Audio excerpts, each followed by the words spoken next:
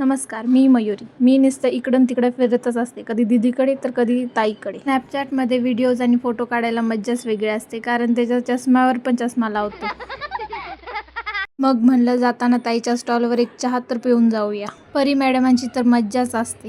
नंतर मी सानूला एक चॉकलेट दिलं तर ती थांबलीच नाही, पळूनच गेली घरी तिच्या. हे सगळे गप्पा मारत इथं बसले आणि मला लावले चहा करायला. आईचा आदेश होता, पाळावं तर लागणारच. मग काय, मी उठले, मस्त कडक चहा बनवला. तसंही मला रील बनवायचा होता एक चहावरती.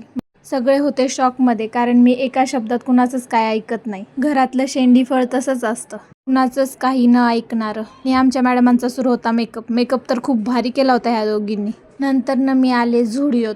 काही घ्यायचं नव्हतं, तसंच म्हणलं फेरफटका मारूया एक. आणि इथं आल्यानंतर माझे सुरू झाले येडेचाळे. खूप भारी भारी वस्तू होत्या, पण सगळ्या बजेटच्या बाहेर होत्या. मी अशी एक मुलगी आहे की जिला झुडिओ पण खूप महाग वाटतं. हे काय मला समजलंच नाही. नेल पेंट्स खूप भारी होत्या, पण आपल्याला बाहेरच्याच परवडतात.